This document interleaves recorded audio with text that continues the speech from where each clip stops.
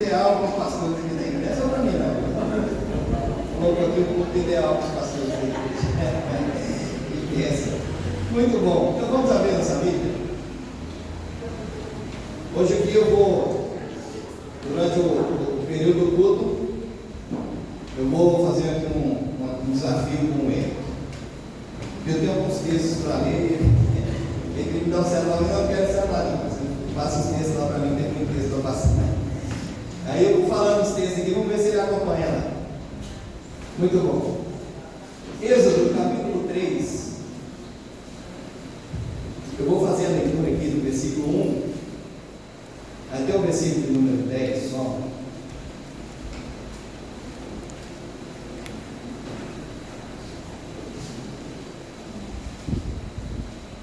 Melhor, eu vou ler um pouquinho mais. Mas depois a gente vai lembrando os textos. Só que na hora que eu pedi, eu gostaria que você lesse junto comigo, lembre aí, o versículo 7 e o versículo 8, tá bom? Você vai ler junto comigo o verso 7 e 8. Você vai acompanhando agora, e aí eu vou pedir para você ler comigo o verso 7 e 8. Êxodo capítulo 3, versículo 1 em diante. Deus fala com Moisés no meio da sarça ardente. E diz assim a palavra do Senhor: apacentava Moisés o rebanho de Jetro, seu sogro, sacerdote de Midian, e levando o rebanho para o lado ocidental do deserto, chegou ao monte de Deus, a Horebe. Apareceu-lhe o anjo do Senhor numa chama de fogo, no meio de uma sarça. Moisés olhou, e eis que a sarça ardia no fogo, e a sarça não se consumia. Então disse consigo mesmo: irei para lá e verei esta grande maravilha, porque a sarça não se queima. Vendo o Senhor que ele se voltara para ver, Deus, no meio da sarça, o chamou e disse: Moisés, Moisés. Ele respondeu: eis-me aqui. Deus continuou: não te chegues para cá, tira a sandália dos pés, porque o lugar em que estás é terra santa. Disse mais: eu sou o Deus de teu pai, o Deus de Abraão, o Deus de Isaque e o Deus de Jacó. Moisés escondeu o rosto, porque temia olhar para Deus. Todos juntos, verso 7. Disse o Senhor: certamente vi a aflição do meu povo, que está no Egito, e ouvi o seu clamor por causa dos seus desafios. Conheço-lhe o sofrimento, por isso desci a fim de livrá-lo das mãos dos egípcios e para fazê-lo subir daquela terra a uma terra boa e ampla, terra que emana leite e mel, o lugar do cananeu, do Eteu, do Amorreu, do Ferezeu, do Heveu e do Jebuseu. Pois o clamor dos filhos de Israel chegou até mim, e também vejo a opressão com que os egípcios os têm oprimido. Vem agora, e eu te enviarei a Faraó, para que tires o meu povo, os filhos de Israel, do Egito. Então disse Moisés a Deus: quem sou eu para ir a Faraó e tirar do Egito os filhos de Israel? Deus me respondeu: eu serei contigo, e este será o sinal de que eu te enviei. Depois de haveres tirado o povo do Egito, servireis a Deus neste monte. Aleluia. Muito bom. Você pode se lembrar aí de alguma intervenção ou de algum milagre, como você queira chamar, ou de alguma vez que Deus te deu um livramento? A gente costuma pensar assim nos grandes livramentos, né? Nós vamos pensar em um livramento, um milagre de Deus na sua vida, algo que Deus fez, alguma maneira que Deus interviu na sua vida de alguma forma. Você consegue se lembrar aí? De algo que Deus fez na sua vida? Eu não vou pedir para você contar hoje não. Depois, quem sabe aí, começa o pastor Márcio aí, Quem sabe aquele culto de oração aí, vocês fazem o culto do testemunho. Aí você pode vir e contar o seu testemunho daquilo que Deus fez na sua vida. Mas eu quero que você se lembre disso, porque hoje o nosso tema aqui, para a gente conversar hoje, é o Deus que intervém. O Deus que intervém, o Deus que age na vida do seu povo. O nosso Deus, irmãos, é soberano, a gente sabe disso e a gente fala isso em todo o tempo. Ele governa toda a história. A teologia reformada diz, que Deus não criou o mundo e deixou ao acaso. Muito pelo contrário, Ele continua sustentando, governando, direcionando todas as coisas em todo o tempo, em todo o universo.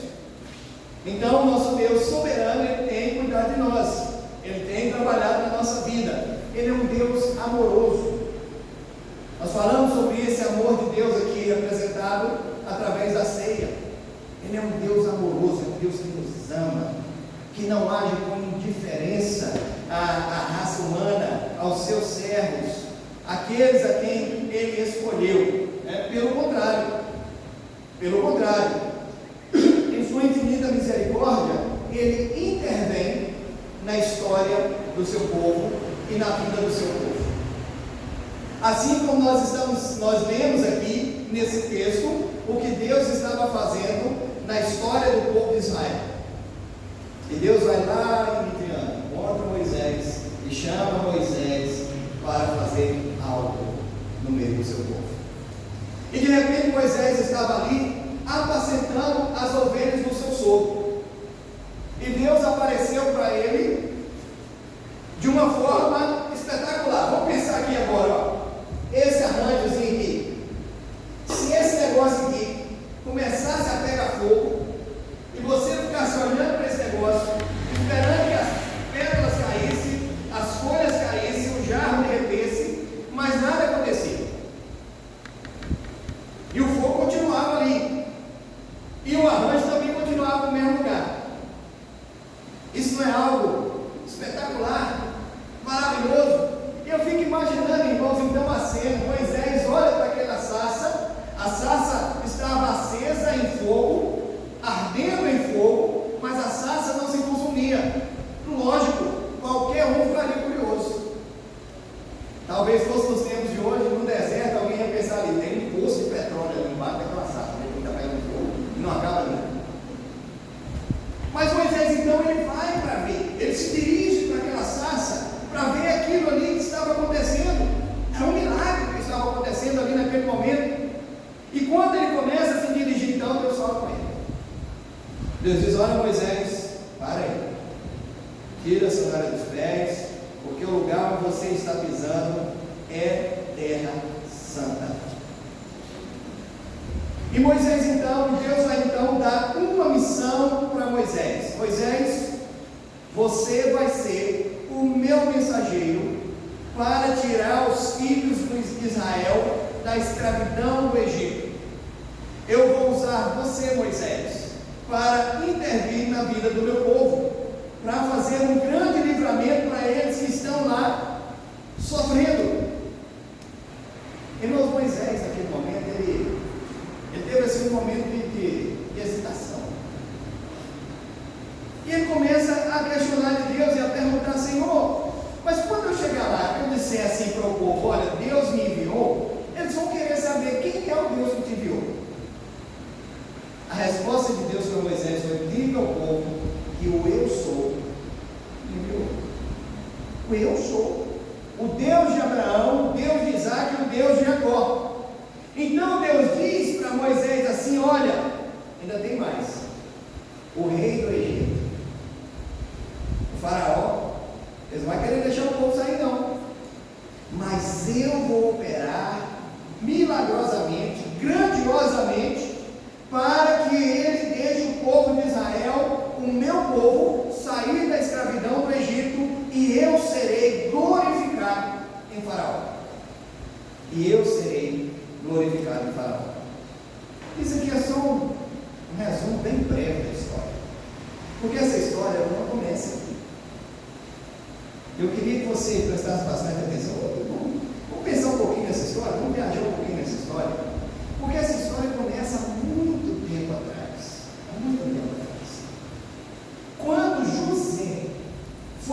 vendido para a terra do Egito. Ele foi vendido pelos seus irmãos para uma caravana de ismaelita que estava se dirigindo para o Egito. Lá no Egito, José foi vendido para Potifar. E ele então estava ali trabalhando na casa de Potifar. E Deus operou muito na vida de José ali na casa de Potifar, a ponto de José se tornar o governador de toda a terra do Egito.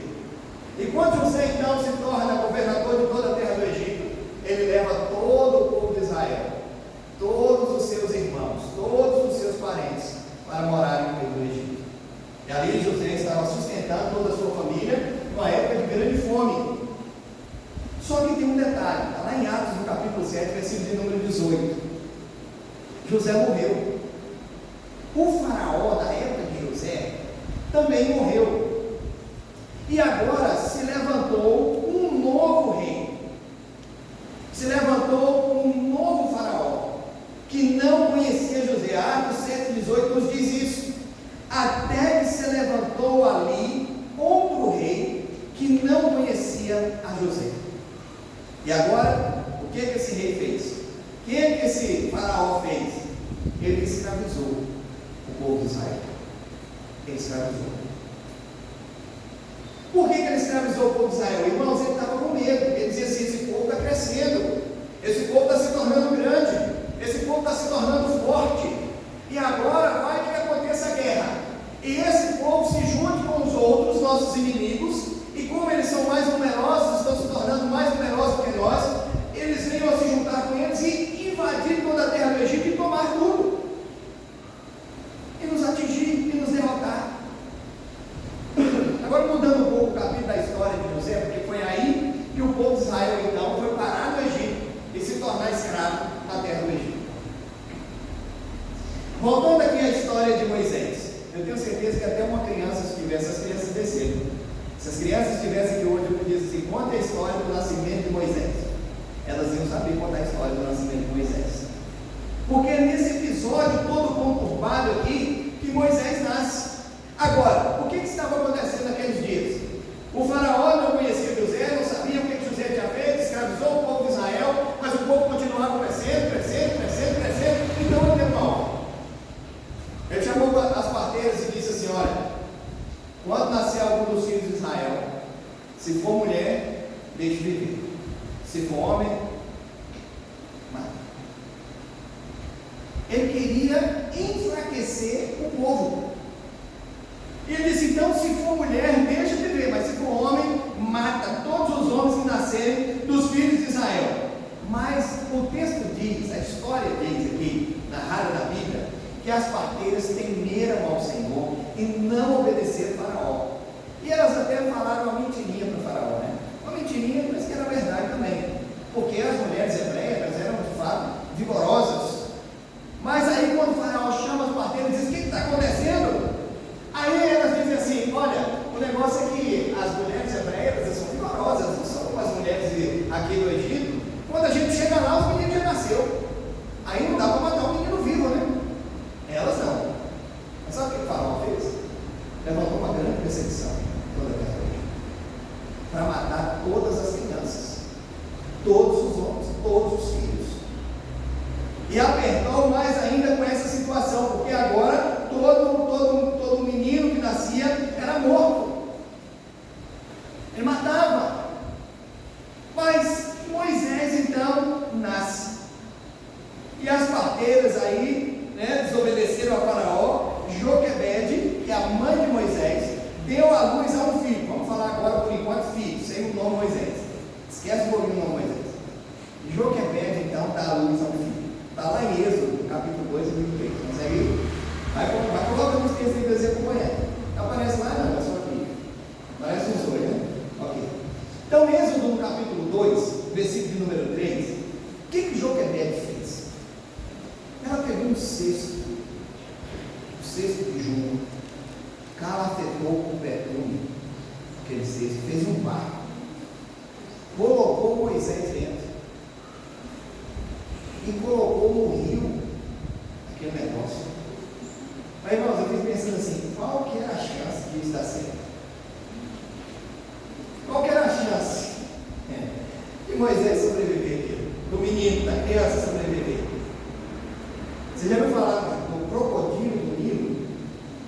o jacaré do Nilo, né? Podia sair daquele lá e o cesto com o menino dentro de tudo. Não tinha a menor chance. A correnteza levava não sei para onde. E é tanto que quando ela coloca esse cesto no rio, agora veja bem, irmãos, como que Deus intervém na história do seu povo? Como que Deus intervém? Né? E não foi uma mera coincidência. Primeiro, a irmãzinha do menino foi caminhando do lado. Essa aqui depois, mais para frente, a gente vai saber que é a Miriam. Ela foi caminhando do lado da beirada do rio, olhando o que ia acontecer com o menino. E justamente naquele dia, não é uma coincidência não, irmãos, é uma agenda de Deus. A filha de Faraó foi tomar banho do menino. E aí ela escuta o choro do menino e ela então pega aquele cesto, e quando ela abre o cesto, eu fico imaginando ali a cena, ela abrindo aquele cesto e vendo uma criança ali dentro, ela toma aquele menino para si. Mas a Miriam está muito esperta. Né? Ela chegou para a filha de Faraó e disse assim: olha, a senhora quer que eu chame alguém para cuidar desse menino da senhora? E a filha de Faraó: isso é lógico, pode chamar. Ela voltou lá e chamou a mãe dela, a mãe do menino. E a filha de Faraó disse: olha, toma esse menino, cuide dele, e eu ainda vou te pagar o seu salário. Quem é a mãe que não queria? Quem é a mãe que não queria? Eu tenho um filho, vou ter que cuidar do meu filho, e ainda vou ganhar para cuidar do meu filho. E é lógico, pois é, o menino foi criado ali, nos caminhos do Senhor. Se ele tivesse sido criado lá, apenas dentro do palácio do Faraó, ele ia aprender outra cultura, a servir outro Deus. Mas não, ele foi criado pela própria mãe, e nos caminhos do Senhor, aprendendo a respeito do Senhor, aprendendo tudo aquilo que o povo de Israel sabia a respeito do seu Deus. Agora preste atenção, Êxodo capítulo 2, versículo 10. Êxodo 2, 10. Quando o menino estava maior, a Joquebede pega o menino e leva para a filha de Faraó. Pega o menino e leva para a filha de Faraó. E aí então é que recebe o nome. A filha de Faraó o chama de Moisés, porque ela disse: Moisés significa tirado das águas. E ela deu esse nome dizendo o seguinte: porque das águas o tirei. Né? É esse texto aí, olha lá, no finalzinho aqui, ó. Porque das águas o tirei. E ela passa então a chamar esse menino de Moisés, porque agora ele cresceu e ele volta então e ele começa a aprender no palácio do Faraó. Mas Moisés, como ele cresceu ali entre o seu povo, aprendendo do seu Deus, Moisés ele não aguentava injustiça.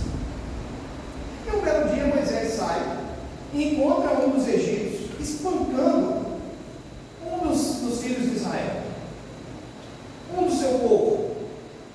E ele então vai defender ali aquele moço e ele acaba matando o egípcio e enterra aquele egípcio na areia. Só que o que acontece? No outro dia, Moisés sai novamente e ele encontra, Êxodo capítulo 2, versículo 14. No outro dia, Moisés sai de novo e ele encontra agora dois hebreus, dois judeus, brigando com o outro. E ele chega para apartar aquela briga e diz: olha, vocês são irmãos, vocês não deviam estar brigando com o outro. Aí o que estava espancando diz para Moisés? Olha o que ele diz lá. O qual respondeu: quem te pôs por príncipe e juiz sobre nós? Pensas matar-me como também mataste os egípcios? Temeu, pois, Moisés e disse: com certeza descobriram o homem que erraria. Descobriram o corpo. E Moisés temeu com razão, porque depois disso aqui, Faraó foi informado nesse caso, que Moisés havia matado o egípcio. E diz a palavra que esse Faraó tentou matar Moisés, e ele estava procurando Moisés para matar. E então Moisés foge do Egito e ele vai para a terra de Midian apacentar as ovelhas do seu sogro. E nós chegamos aqui então diante do texto que nós temos.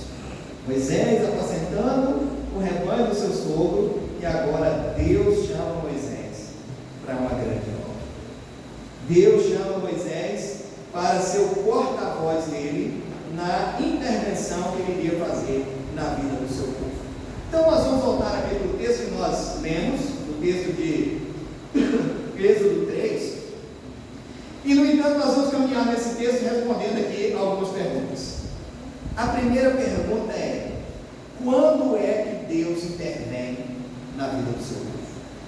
Quando é que Deus intervém? Eu falei que a gente tinha voltado no Êxodo 3, mas primeiro, Êxodo capítulo 2, versículo 23. Deus intervém quando o seu povo está sofrendo. Diz aqui o texto que os filhos de Israel gemiam sobre a servidão do Egito, sobre a servidão de Faraó, porque o Faraó, com medo que o povo se multiplicava, então escravizou o povo e tentava enfraquecer o povo, matando as crianças. Agora, qual que era a promessa de Deus na vida de Abraão? Qual que era a promessa de Deus para o povo de Israel? Quando Deus chamou Abraão, Deus disse assim: abençoarei os que te abençoarem, amaldiçoarei os que te amaldiçoarem, de ti farei uma grande nação. Essa era a promessa de Deus, que o povo de Israel se tornasse uma grande nação. E quando o povo estava ali na terra do Egito, de fato, o povo se multiplicou, o povo cresceu, o povo se tornou numeroso, ao ponto do Faraó ficar com medo. Mas, no entanto, o Egito não era o lugar da promessa. Não era no Egito que o povo de Israel se tornaria uma grande nação. Não era vivendo como escravos que o povo de Israel, o povo de Deus, se tornaria essa grande nação. Por quê? Porque o Egito representava o quê? O lugar do pecado, o lugar da idolatria, o lugar da indiferença com Deus, porque eles não serviam ao Deus de Israel, eles serviam a outros deuses. Então o Egito não era um lugar aonde o povo de Deus iria desenvolver. O Egito, muito pelo contrário, era um lugar de sofrimento, era um lugar de angústia, era um lugar de escravidão, era um lugar de dor. Então, quando o povo de Deus está vivendo uma situação assim, quando o povo de Deus está vivendo uma situação como essa, Deus intervém na história do seu povo. Quando é que Deus intervém? Quando o povo está sofrendo. Irmãos, então aqui a gente aprende uma lição muito grande. Nós podemos ter essa certeza. Quando nós estamos passando por algum sofrimento, você pode esperar, você pode confiar que Deus vai entrar com providência. Amém? Mas ainda mais, quando é que Deus intervém? Deus intervém quando o seu povo clama. Êxodo capítulo 2, versículo 23. O povo clamou a Deus por causa da servidão. Diz o texto: o povo clamou a Deus por causa da servidão. E em Êxodo capítulo 3, versículo de número 7, eu falei que você ia acompanhar, vai, acelera aí. Mas em Êxodo capítulo 3, versículo de número 7, olha o que Deus diz para Moisés. Irmãos, como que é interessante a gente ler a história do povo de Israel, que tão lá no passado, mas que hoje representa esse Deus que nós servimos, uma história que aconteceu há tanto tempo distante de nós, mas que hoje traz esse grande amor de Deus por nós. Quando é que Deus intervém? Quando o seu povo clama. Olha o que Deus diz aqui então a Moisés, em Êxodo 3,7, diz assim: vi a aflição do meu povo. Vi. Quando você está sofrendo, Deus vê. Quando você está chorando, Deus vê. Quando você está triste, Deus sonda o seu coração. Quando você tem pensamentos na sua mente que desagrada a Deus, Ele também está. Ele está vendo.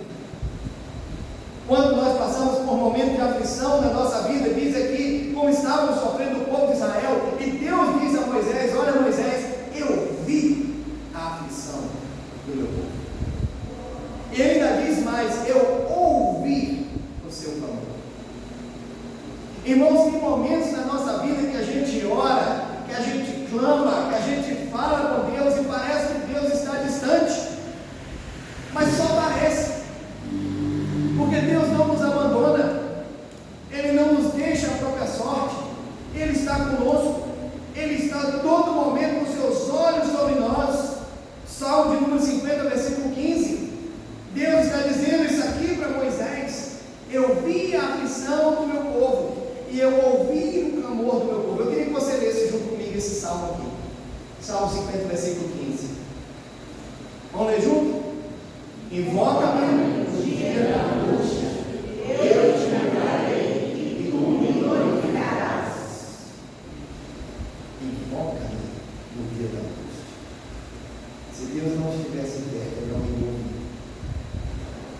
Se Deus não estivesse perto, eu não iria ver. Mas Ele está dizendo aqui, olha, invoca-me no dia da angústia, porque eu te livrarei e tu me glorificarás. Então, Deus intervém quando o seu povo está sofrendo, e Deus intervém quando o seu povo está. Segundo, como é que Deus intervém? Como é que Deus intervém? Como eu já disse aqui, Ele não nos abandona propriamente. Ele nos acompanha em todos os momentos da nossa vida. O que Ele disse para Moisés a respeito do povo é: eu vejo o meu povo, eu estou vendo. Ele vê e Ele ouve o nosso clamor. Salmo, versículo 34, versículo 15. Salmo 34, versículo 15. Vamos ler juntos mais uma vez? Os olhos do Senhor é o rosto dos justos, e os seus ouvidos estão abertos ao seu clamor. Irmãos, os olhos do Senhor estão sobre nós. Os cuidados de Deus estão sobre nós. Às vezes nós enfrentamos, sim, mas por que eu passo por isso? Por que eu passo por dificuldades? Porque de vez em quando eu enfrento assim na minha vida tempos difíceis. Faz parte do nosso treinamento. Lembra que eu falei que a história de Moisés começou lá com José? Olha como que Deus agiu na vida de José. Eu já falei sobre José do Egito, que Deus poderia ter levado ele para o Egito de outra maneira. Mas Deus quis agir daquela maneira. Então Deus age na nossa vida, ou melhor, Ele intervém na nossa vida da maneira que Ele quer.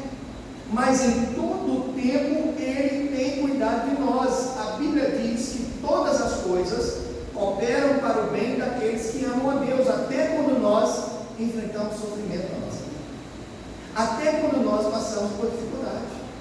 Agora preste atenção uma coisa: clamor não é igual a murmuração. Murmuração é diferente. Quem murmura questiona Deus. Quem murmura reclama de Deus. Quem murmura acha que Deus não está nem aí. Acha que Deus não está, Deus está errado, só pode. Quem murmura está reclamando e não clamando a Deus. Deus ouve o nosso clamor, ouve a nossa oração, mas Ele não ama, Ele não quer, Ele não ouve a nossa murmuração. Deus nos ama, mas Ele não ouve a nossa murmuração. Então quem clama pede por socorro. Quem clama pede por livramento. Quem clama reconhece as suas necessidades. Quem clama reconhece a sua dependência de Deus e não murmura contra Deus. Irmãos, Deus intervém na nossa vida com métodos singulares, diferentes. Às vezes a gente quer que a coisa aconteça de uma maneira e Deus faz de outra. Por exemplo, como que Deus intervém na nossa vida e na história do seu povo de maneiras singulares. Lá em 2 Reis, no capítulo 5, versículo 3, nos conta a história de uma menina judia que foi levada cativa para a Babilônia, ou melhor, para a Síria. E agora essa menina lá na casa de Naamã, general do exército do rei da Síria, ela diz assim para a mulher de Naamã, porque Naamã era leproso. Então ela diz assim para a mulher de Naamã: olha, se o meu senhor Naamã, estivesse de frente do profeta e tem lá em Samaria, ele seria curado da sua lepra. Irmão, você entendeu aqui? Prestou atenção no que essa menina disse? Olha a fé dessa menina em dizer isso para a esposa de Naamã. Ela diz: se o meu senhor estivesse de frente do profeta lá em Samaria, ele seria curado da sua lepra. E aí então a gente sabe da história: Naamã empreendeu todo o esforço, foi lá até a Síria e de fato voltou curado. Então Deus usou quem? Uma menina para fazer algo na vida de Naamã, para que Naamã pudesse então ser curado. Agora, quantas mulheres Deus já usou como instrumento nas mãos dele? Quantas aí que a gente vê a história história na Bíblia, Débora, Esther, Ruth. Quantas Deus usou para trabalhar na vida e usa ainda até hoje. Ainda continua usando até hoje. Quantos homens Deus usou com o mesmo propósito para cumprir ali o seu propósito? Mas agora aqui em Êxodo capítulo 10, capítulo 3, versículo número 10, era a vez de Moisés. E Deus chamou a Moisés, e Deus disse para ele: vem agora e eu te farei, e eu te enviarei a Faraó, para que tires o meu povo, os filhos de Israel, do Egito. Olha, irmãos, Moisés tinha que tremer na base dele. Deus disse assim para ele: eu vou te enviar para você tirar o meu povo de Israel da terra do Egito. E é lógico que ele disse: não, mas quem sou eu para ir lá fazer isso? Aí Deus falou: calma, Moisés, Deus seria contigo. Deus seria contigo. Mas é importante a gente entender isso. Por que Deus veio? Por que Deus apareceu na sarça lá para Moisés? Por que Deus chamou Moisés e deu a ele essa missão? Ele diz: olha, eu vi a aflição do meu povo, eu ouvi o clamor do meu povo, e então eu desci a fim de livrá-lo. Irmãos, nós podemos ter essa certeza também nos nossos dias hoje. Deus ouve o nosso clamor, Deus vê a nossa aflição e Ele age na nossa vida, Ele intervém na nossa vida, intervém na vida do seu povo, para que haja crescimento, para que haja bênção no meio do seu povo. Agora tem um outro detalhe nessa história. Quando Deus intervém na vida do seu povo, qual é a resposta que Ele espera ouvir do seu povo? Sabia disso? Quando Deus age na nossa vida, qual é a resposta que Ele espera ouvir de nós? Eu queria que você acompanhasse aí, capítulo 3, versículo 4. Capítulo 3, versículo 4. Qual que é a resposta que Deus quer ouvir do seu povo?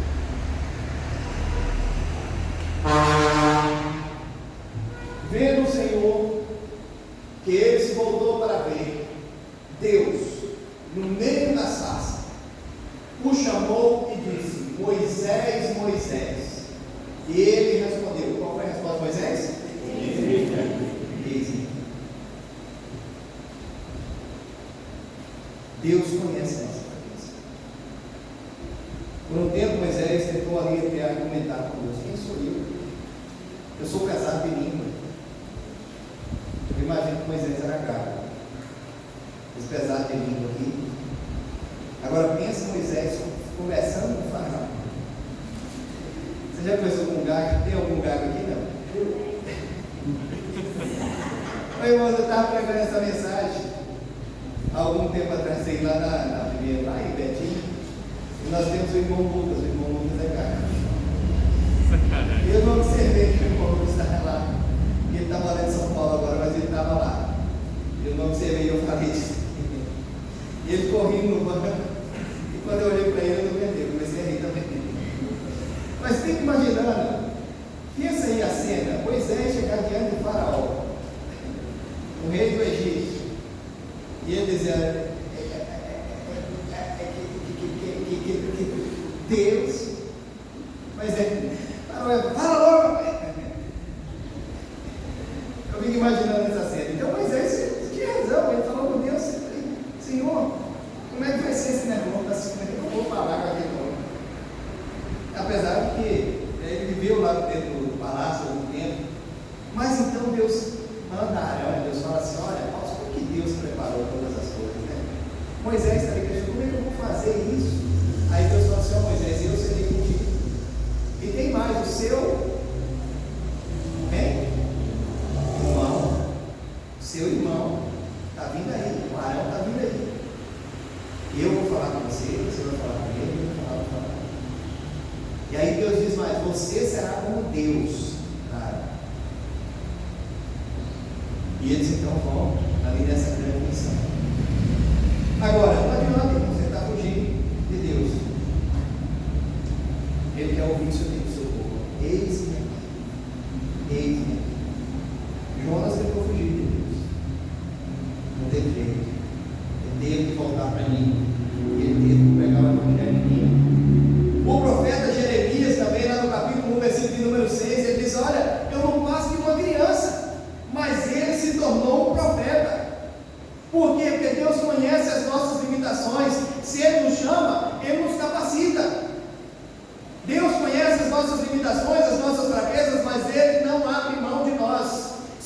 abrisse mão, Jonas estaria na barriga da baleia até hoje. Se ele abrisse mão, o profeta Jeremias não seria um profeta, porque eles todos argumentaram com Deus, dizendo: olha, eu não sei falar, eu não gosto de uma criança, como é que eu vou fazer isso? E Deus insistiu com eles. Então, irmãos, muitas vezes a gente fica dando volta, porque nós não respondemos a Deus como Ele quer ouvir de nós. Quer ver? Preste atenção, eu queria que você me ajudasse aqui em alguns textos da Bíblia. A gente já está para encerrar.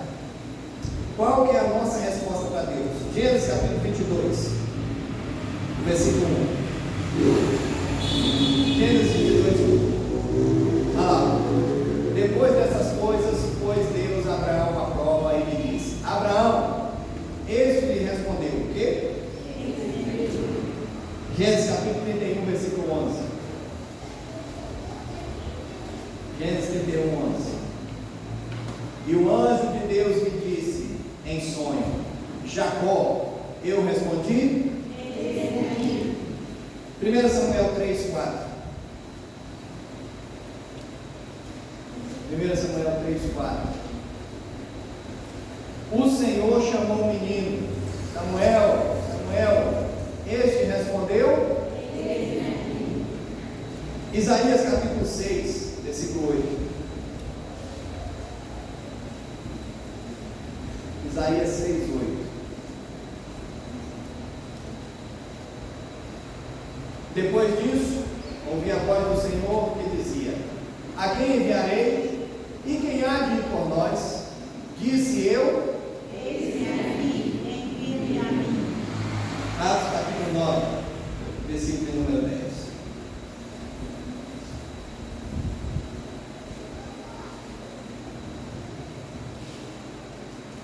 Atos 9, 10 diz: Ora, havia em Damasco um discípulo chamado Ananias.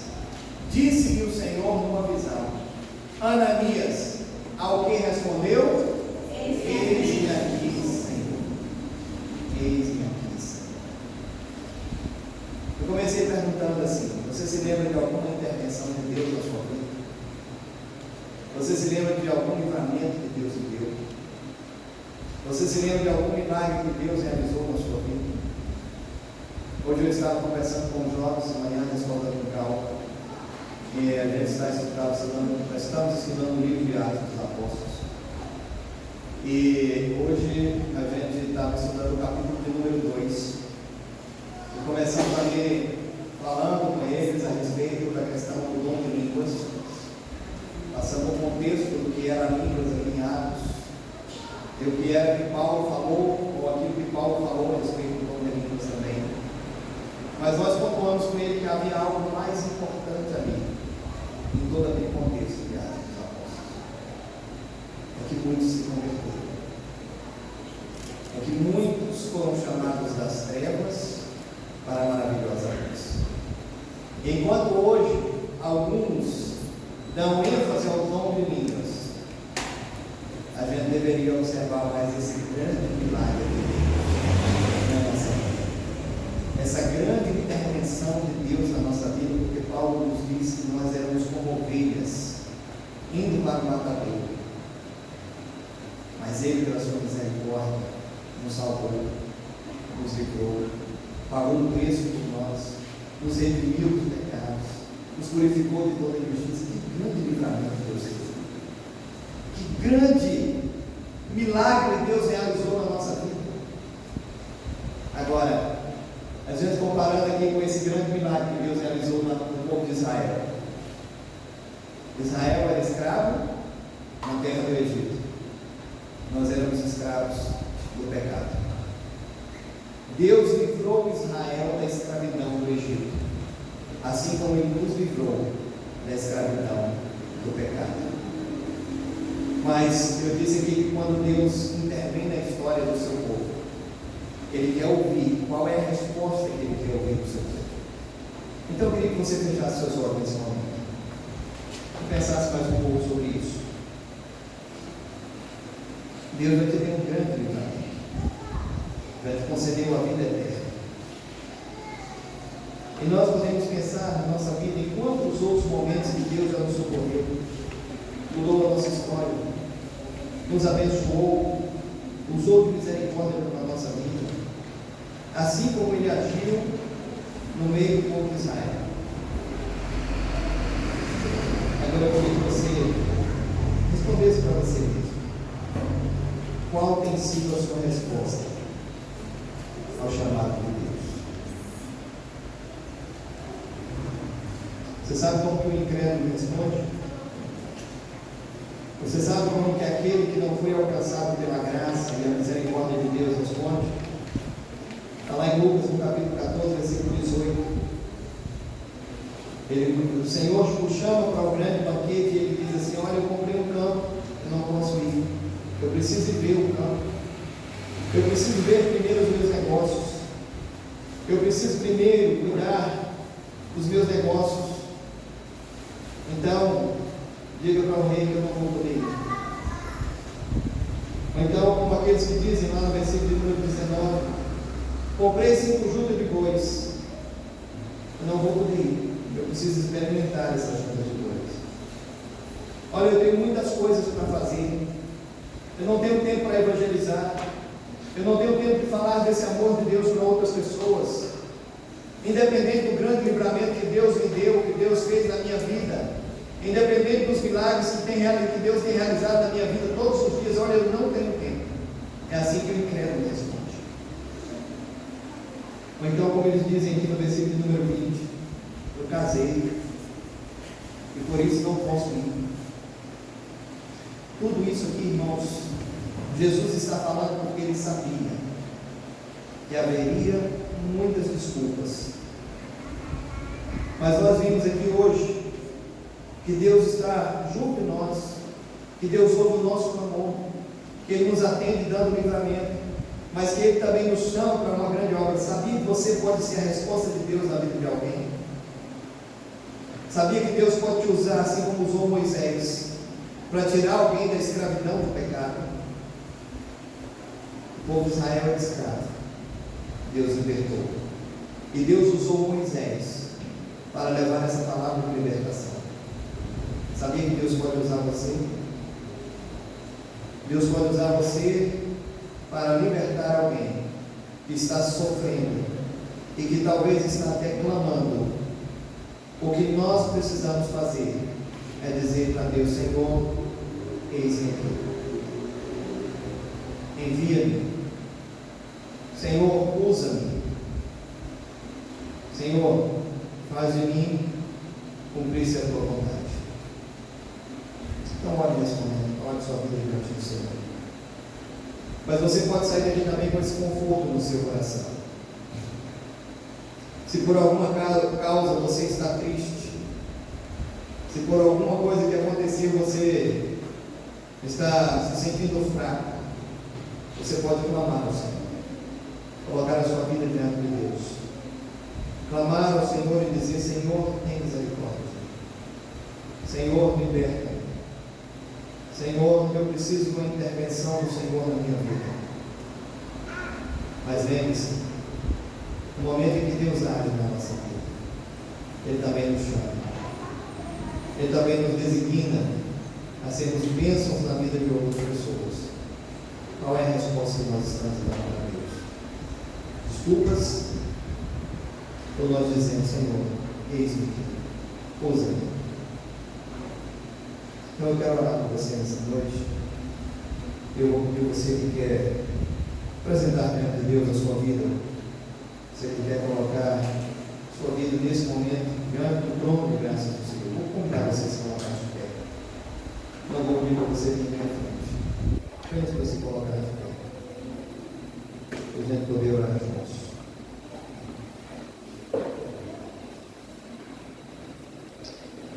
Pai amado, nós vemos aqui na tua palavra, na história do Senhor, que o Senhor é o Deus que intervém, que o Senhor é o Deus que age poderosamente na vida do teu povo.